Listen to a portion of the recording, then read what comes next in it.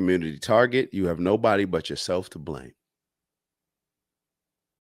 But my question still stands, Pastor Jamal Bryant. Where's this energy with the Democratic Party?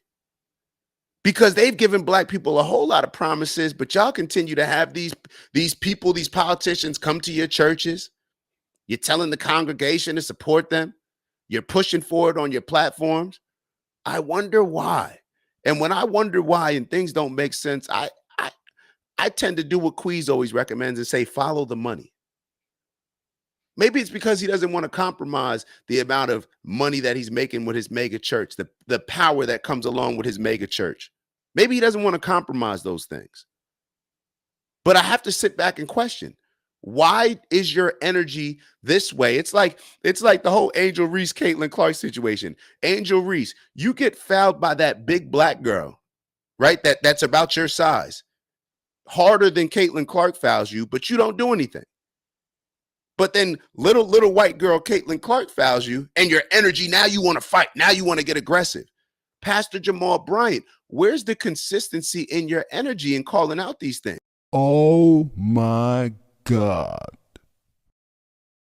I wrote in my notes that this is exactly what happened to Target. When you give people things that they don't deserve in order to appeal to them, in order to appease them, in order to look like to the rest of the world like you're a good person and you're trying to keep up with the trends, that Joy Taylor is exactly what happens. That mindset. You feel entitled. What happened with Target? Target is the #1 employer of black people in America outside the federal government. And Pastor Jamal Bryant decided to, with a bunch of these other pastors, to rile black people up, to get them triggered, and to get them to stage a boycott that has been going on for I don't even know how long at this point. It seems like it's been going on for at least 3 months. To have a boycott against Target, let me remind y'all, the #1 employer of black people. Think about that. It doesn't make any sense to me, but okay, cool. And the reason why is because when Donald Trump came into office, they rolled back a lot of the whole DEI stuff and the things that Target had agreed to. Target agreed to do certain things based on the previous administration because they just wanted to, hey, whatever's going to help us sell. Okay, we'll have bathing suits with that allow men to tuck away their penises. We'll have all that, and they were saying that they did it with the kids as well. Even though Target said that they never did it for the kids, but allegedly they snatched them off the shelves when they actually got exposed for having the little tuckaways for the boys to hide their pubes so they can appeal to the world as women. So they'll go to the most radical woke ideology strategies in order to appeal to their target market. They're just trying to do what's trending at the time. And this is what I said, that that's actually going to be very consistent in the conversations that we have today. And what I was talking about when it comes to a lot of these Stephen A type of people that all of a sudden are now coming out to understand that, hey, I'm actually a little more conservative. They're just following the trends. So when you have Target say, oh yeah, we'll do whatever y'all need, black people. We'll do whatever y'all need. Yeah. Okay, cool. And then when they change their mind based on what's now trending, moving away from the whole woke ideologies, moving away from the whole radicalization of that last administration, now Target is adjusting. And what they found is that, oh, well, we promised black people this, and now we rolled it back. So now they're upset. Target, this is your fault. See, what Target thought is that black people would respond like we respond when we vote for the Democratic Party, right? Because this whole situation is kind of funny to me because Pastor Jamal Bryant will boycott Target because Target did not keep its word to black people and follow through with certain things that they said they would do for black people. But then when you think about the Democratic Party that we continue to vote for over and over and over, even though they never do the things that they promised for the black community, we continue to vote for them. Matter of fact, we'll scold black men like Barack Obama did and say, I'm talking to the brothers. We'll do what Michelle Obama did and tell black women to vote against their husband. You don't need to vote with your husband if he's voting for Trump. You need to still make your own decision. That's what we'll do. See, Target thought that black people would be as loyal to Target as loyal as black people are to the Democratic Party, because the Democratic Party has been, look at the cities in America that are run by Democrats. How are those cities doing? How's Chicago doing? How's Baltimore doing? Kids can't read, right? Oh, okay. But we're still going to vote Democrat. We're still going to stand up against Donald Trump getting rid of the Board of Education, even though the Board of Education has done a terrible job raising our kids, or I can't say raising our kids, even though they end up with the responsibility of raising our kids, but teaching our kids. This is what happens when you give people things that have nothing to do with your integrity, your principles, your values, but you just trying to keep up with the trends in order to please people. What's that saying? When you try to please everybody, you please nobody. So now they already pissed off the people with all the woke stuff. So they lost those customers. Now when they try to get rid of all the woke stuff, now they're pissing off the people that they appeal to woke wise. Now they're in the middle. That's why the CEO had to slash a lot of his salary, because you're trying to play both sides.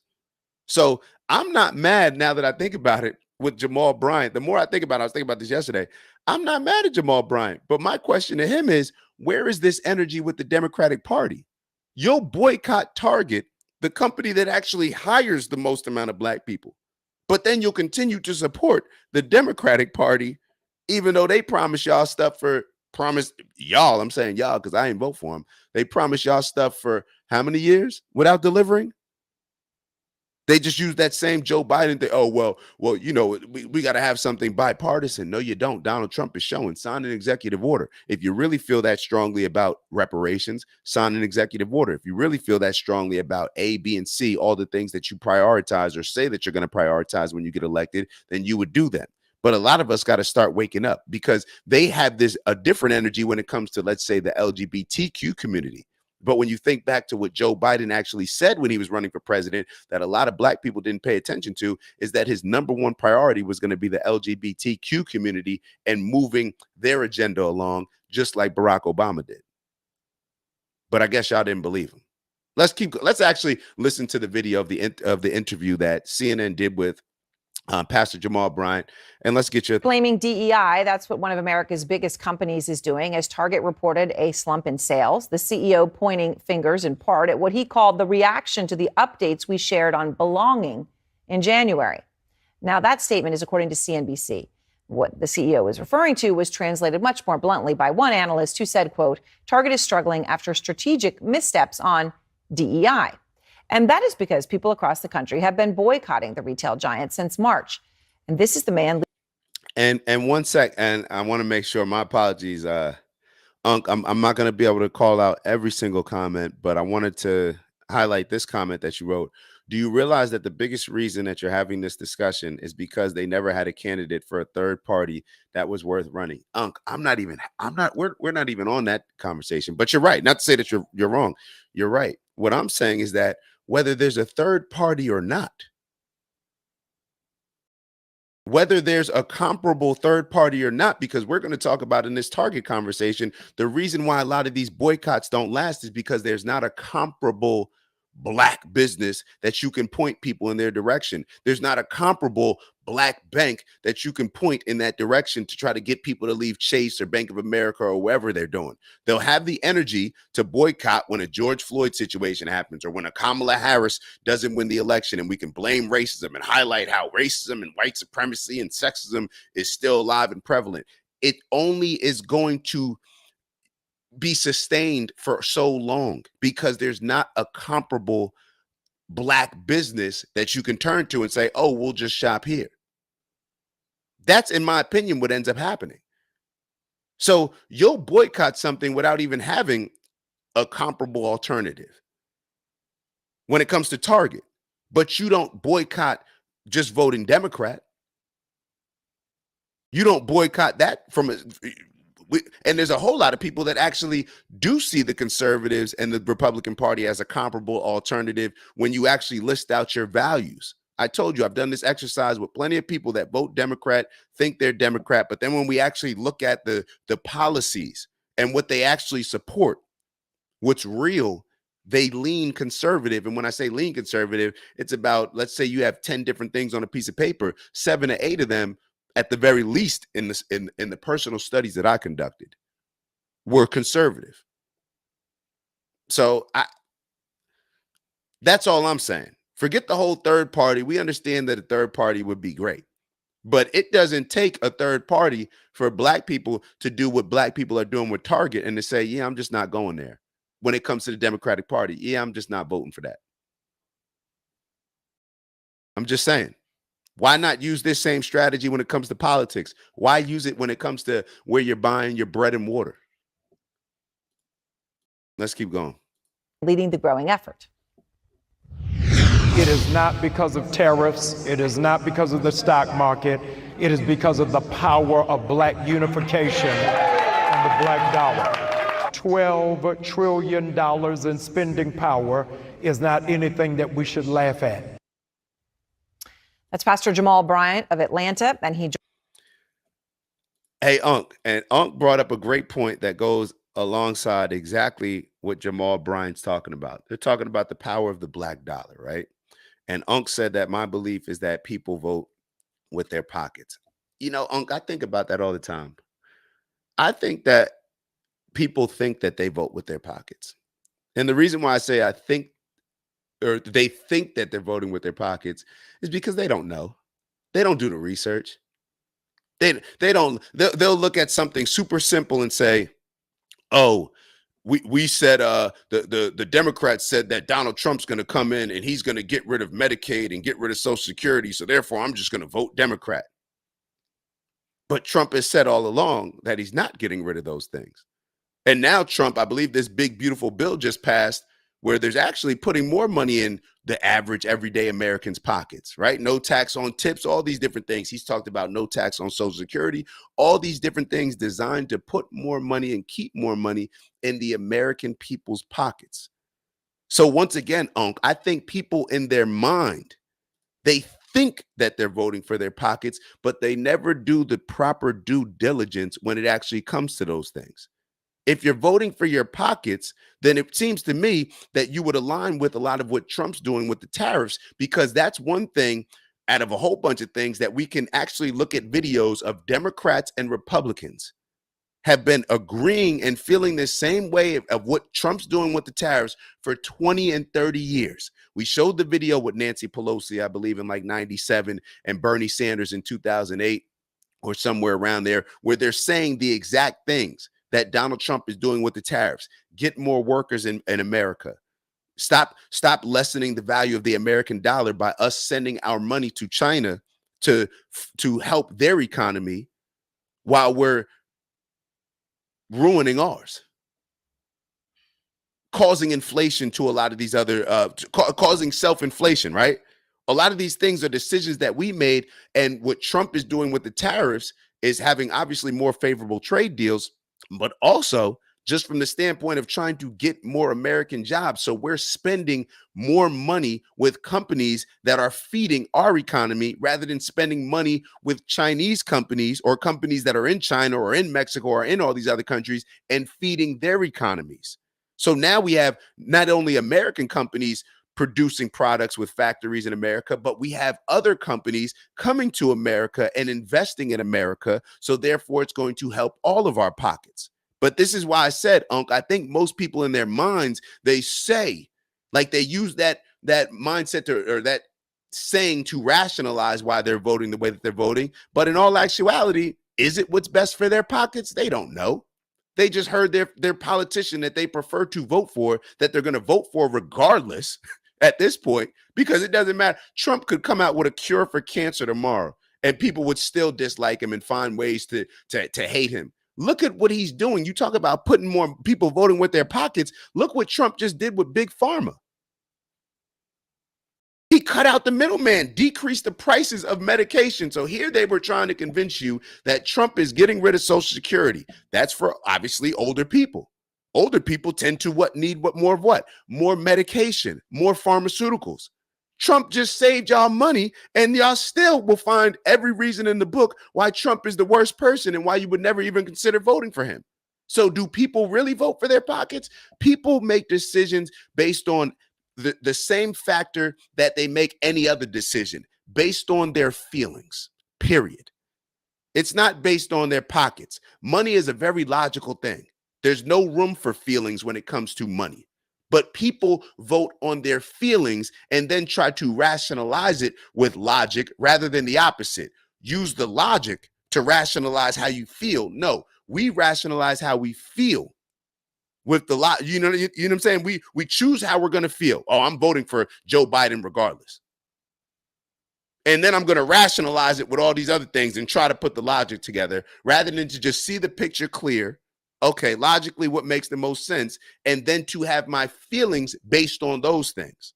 So, I disagree that people vote with their pockets. People vote with maybe think that they're voting for their pockets. And from somebody who did not vote for pockets, the economy, I'll be totally honest. I voted based on culture. That was the number one thing for me. Culture. You look at the direction of all these woke ideologies of what's happening in the country, even from a standpoint with the border, all these different things that the Democrats have implemented. When you look at the Democratic cities, the kids can't read, all these different things. They're giving out handouts, creating so much victimhood mindset. These are the things that I voted for. When you got drag queens reading books to kids, when you're pushing all these books in school that are trying to push homosexuality and all this stuff. Not that I'm against it, but pushing that on kids, to me, that's diabolical. That's wrong. So let's keep going. Let's keep going. My fault, Unc. I know I can't. Y'all make sure that y'all keep up with the chat. Unc's always giving some good feedback. So even if I can't read all the comments, y'all make sure that y'all are reading along them as much as you can. All right, let's keep going. Joins me now, and Pastor Bryant, I'm glad to have you back. When we first spoke, it was when you were in the very early days of this, and now here we are, the Target CEO saying he's not satisfied with the recent performance. He attributes it in part to the quote updates they shared on belonging.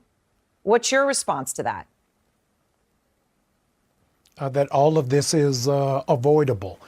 Brian is fully aware that the African-American spending dollar has a whole lot of muscle, and his betrayal to our community has repercussions and consequences. As a consequence, the stock has plummeted, that valuation has gone down, and even his own salary has been slashed, all because he's been dishonorable and not integrous with the Black community. So how long do you intend to continue this? He's been dishonorable with the Black community. First and foremost, want to give a huge shout out to everybody that continues to tap in with us, like and subscribe and join our community. If you haven't already, please make sure that you do. We look forward to engaging in some dope combo with you that can help us all elevate. So like, subscribe, and maybe even share the video if you're feeling real generous. On that note, we'll let you get back to the video. See you soon. Community Target, you have nobody but yourself to blame. But my question still stands, Pastor Jamal Bryant. Where's this energy with the Democratic Party? Because they've given Black people a whole lot of promises, but y'all continue to have these people, these politicians come to your churches. You're telling the congregation to support them. You're pushing for it on your platforms. I wonder why. And when I wonder why and things don't make sense, I tend to do what Queez always recommends and say, follow the money. Maybe it's because he doesn't want to compromise the amount of money that he's making with his mega church, the power that comes along with his mega church. Maybe he doesn't want to compromise those things. But I have to sit back and question, why is your energy this way? It's like the whole Angel Reese, Caitlin Clark situation. Angel Reese, you get fouled by that big Black girl, right? That's about your size. Harder than Caitlin Clark fouls you, but you don't do anything. But then little white girl Caitlin Clark fouls you, and your energy, now you want to fight. Now you want to get aggressive. Pastor Jamal Bryant, where's the consistency in your energy in calling out these things? And what I think happens with a lot of these pastors, and I think what happens with a lot of people that are in the spotlight, everybody has to check their ego. A lot of these pastors, in my opinion, they're like the politicians. They may come into it doing it, oh, I want to help America. I want to help the country. I want to help this particular group of people. But then when you start to move further and further along in your career, to me, it's the ego feeding everything. People making the decisions with the ego. Pastor Jamal Bryant, just think about the amount of how much of an ego boost it'll be to know that I can sit here and say, Black people don't do this. Black people do this. And look at all these people doing it. To just give that up, that becomes very challenging. And let me bring up another point. This is why I always say, even when I was talking about how why it's so hard to sustain a lot of these movements, whether it's a boycott or supporting this or whatever it may be. I think they were doing a boycott, right? Al Sharpton with Costco. I don't know if that's still happening, whatever. The reason why it's hard to sustain is because Black people spend so much time trying to complain about this group and force them, these groups that we're saying that, oh, they move with they oppress us, they're white supremacists, trying to beg them to change. We spend all this time complaining about stuff rather than using that time, effort, energy, and perhaps funds to just build something of your own. If this job that you're working for, if they never want to hire Black people, if they never want to hire women, if they never want to hire what other group they want to hire, why don't we do what a lot of these other cultures do and say, oh, this is an opportunity to create something of our own? But the things that we create of our own, we see how these businesses move and we make jokes about it. But in all actuality, it's a real thing. I go to the Jamaican restaurant. If y'all close at Maya, you could write in the comments. This is just what comes to mind. What is my biggest complaint? I was boycotting the Jamaican spot up in Hackensack in Jersey. Now I go to the Jamaican spot down here, and it's literally the same thing happened. You closing at 10, it's like 8 o'clock, and I'm coming in there. You're telling me all the stuff that you ran out. You got the food, but you're saying we're not cooking no more. We're out of that. So therefore, when I pay this amount of money that I'm paying, and I'm supposed to have 3 sides, and I'm supposed to be able to choose from 10 different items, and y'all only got 3, and one of them I don't like, shouldn't I be able to pay less? But y'all don't care.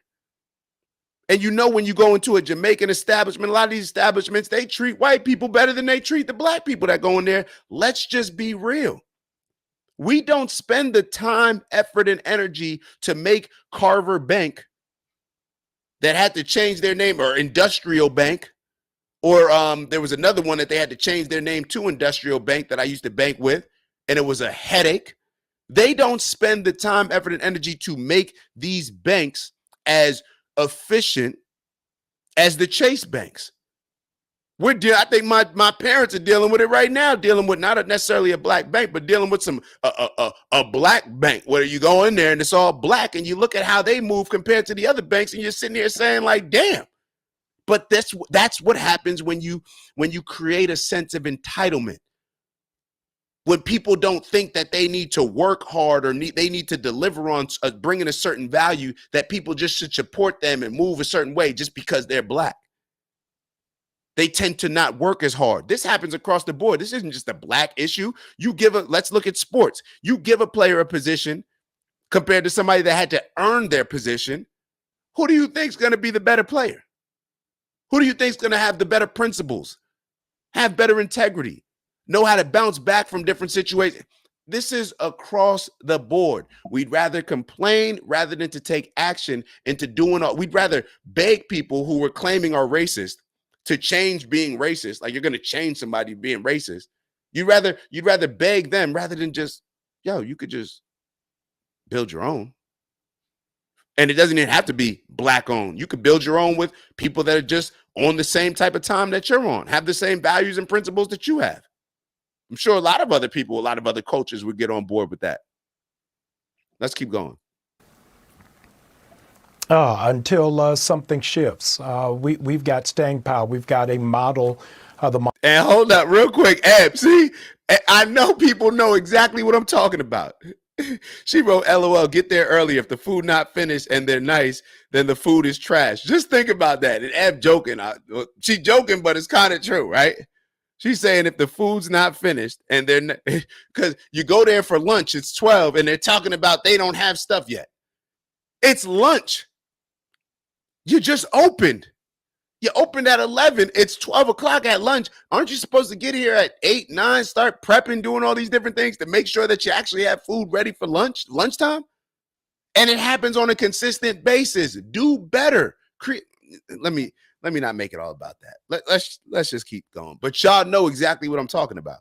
Montgomery bus boycott 70 years ago went 381 days. And our community is resolved and focused and intentional that we're not going to spend our dollars where we're not honored and where we're not appreciated. So you don't want to spend your dollars where you're not honored and appreciated, but you'll continue to vote for a party where you're not honored and appreciated, but they only do stuff when like imagine like they're only gonna bring on Kamala Harris as vice president because black people are now saying, hey, you better bring on a black vice president who's a woman or else we're not voting for you. They didn't do that on their own. They didn't do that because they wanted to. Just like Target didn't do all the things because they wanted to. They didn't agree to doing all this DEI stuff because they wanted to. They did it because it was trending and they just wanted to appeal to a particular group of people. That's all. So other companies that have scaled back their DEI programs to varying degrees include Lowe's, McDonald's, Walmart, Amazon in some respects. So are you looking at expanding this beyond Target? Oh, no, we're very clear. Over 17 companies have walked away from diversity, equity, and inclusion. But we decided with resolve and intentionality that we were going to do one at a time. Target is the first, it is not the last. And another company is going to be coming on the radar in the next couple of weeks. In the next couple of weeks, there'll be another one. All right. So I want to ask you one thing, though, when you talk about the power of the black dollar, and it is just the flip side, right? That you're showing that power when it comes to Target, but there are black entrepreneurs who are also selling at Target who are negatively impacted by this as well. A new report from the Wall Street Journal, they went through sales of Play Pits, which is black owned. They said sales at Target of that product have fallen about 30% since April. Beautiful Curly Me also attributing reduced sales to your boycott. So what do you say to those business owners, right? And hold on, I want to stop for a second because Unc, before he answers that question, and I'll go back a little bit just so to remind us of the question that she's asking him. But Unc wrote, it all starts with education, nephew. What exactly, I got a question. What exactly do you mean by education? What type of education are you referring to? Are you talking about school education? Because you don't need to, and the reason why I'm asking these things is because I look back, and maybe I'm sure you do too, and you look back at your grandparents, you look back at your great-grandparents, your great-great-grandparents maybe. Right now, and I know black women, that's their claim to fame right now, that they're the most educated group of demographic in the country. Cool. Overall, as a country, we are more educated now, quote unquote educated, than ever before. But that education has nothing to do with the principles, the honor, the integrity, the values, where we can look at our great grandparents and they had a better value system, a better moral compass, more integrity, move with a better sense of principles. And they had what, fourth grade education? Some of them could barely read. You know what it comes with? The education that you learn from observing an honorable father in the household, an education that you observe early from watching an honorable mother in the household, watching, not with Pythagorean theorem, not with SAT prep, not with getting a degree in college, not with all these things. And the Unc is saying that's exactly what he means. But when we use the word education, the reason why I'm highlighting this is because now what's the hot thing? Trump's getting rid of education. So here we say, oh, it's because of education, but Trump's getting rid of it. No, these are principles. All right. I know it's the education of principles. I understand that. But when we use education, most of the time we're thinking about it from a degree standpoint. That's not what we need. We need honor, value, and integrity. You can get that from having zero education. Matter of fact, I would argue that, well, I think that it's clear, and I think we all would agree that our grandparents and our great-grandparents who were less educated than us probably had better principles than us. Maybe not. I don't know. Let's get back to the interview. My apologies for distracting y'all if I did. So let me go back to the question that she asked. You're showing that power when it comes to Target, but there are Black entrepreneurs who are also selling at Target who are negatively impacted by this as well. A new report from the Wall Street Journal, they went through sales of Play Pits, which is Black owned. They said sales at Target of that product have fallen about 30% since April. Beautiful Curly Me also attributing reduced sales to your boycott. So what do you say to those business owners, right, who are members of the communities that you are conducting this boycott on behalf of? No, we're so mindful of them. That's why we partnered with the U.S. Black Chamber of Commerce. Over 250,000 people have signed up at targetfast.org. And when they do so, we send them a digital directory of over 150,000 Black businesses across the country.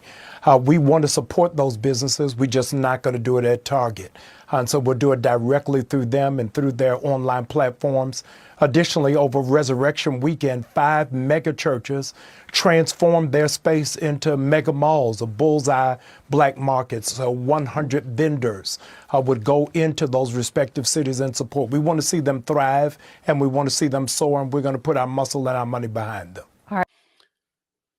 It's amazing to, some people may say, for these Black churches, turn your churches into malls. Cool. I have no pushback with that, even though I have certain thoughts in my mind. The church probably charging them a percentage of the stuff they sell or urging them to donate. Whatever. Neither here nor there, right? Okay, cool. Yeah. Let me refrain. Okay. But when it comes to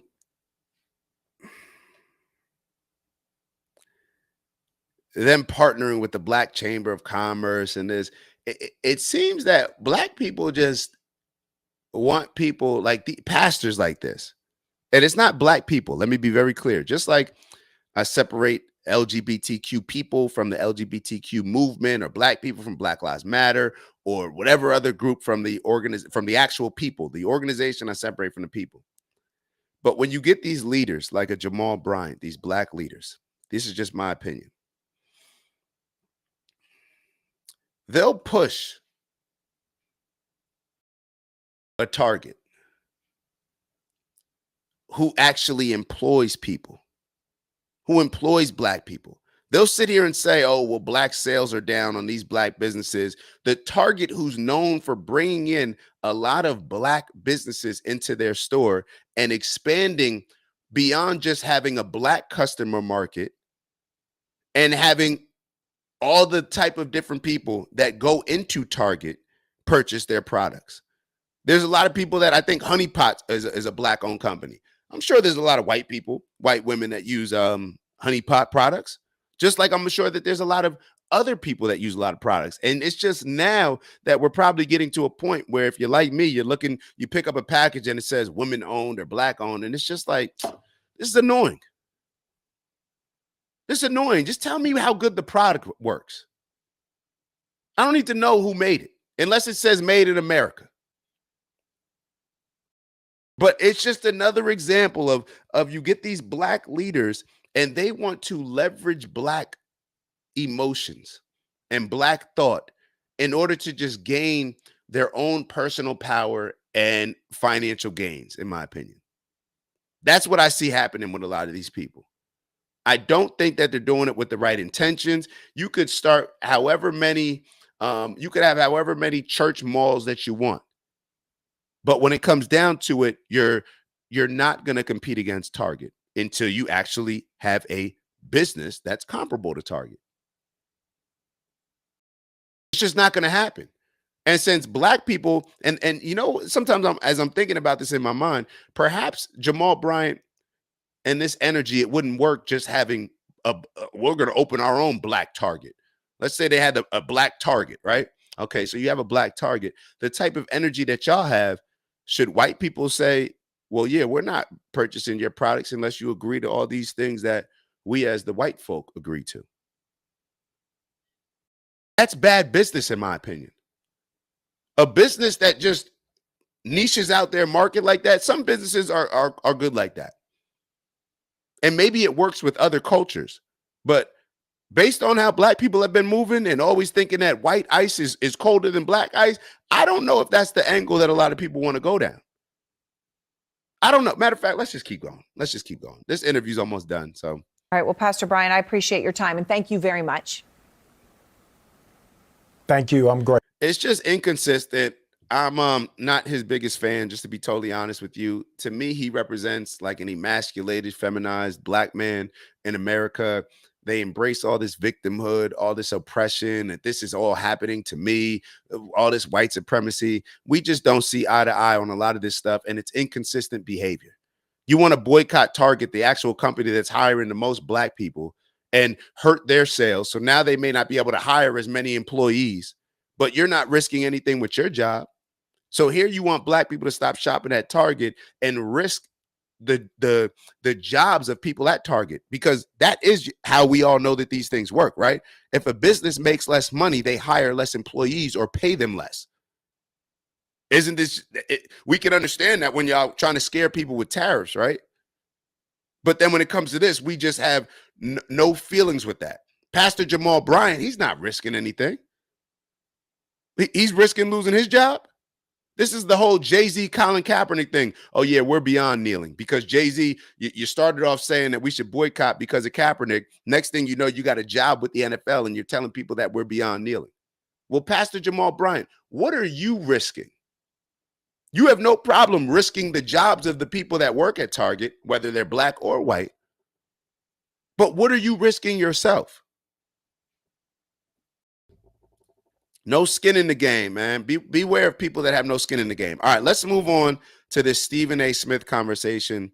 I like I said, all this stuff connects. I'm hoping that we still get to the Caitlin Clark, Angel Reese. But let's try to get through this as fast as possible. It's a little longer. We're not going to obviously watch everything because the whole thing is like 20 minutes long. We'll probably watch maybe about 5 to whatever minutes of it. We'll kind of move along. It's Dak. Just want to thank you for checking out our video and visiting the OG Network. If you enjoyed the video, please make sure that you give us a like. And if you're looking to join a community of inspired individuals striving for purposeful abundance, subscribe. And if you're feeling real generous, share the video with some friends and family. All right, I'll see y'all soon. Ew.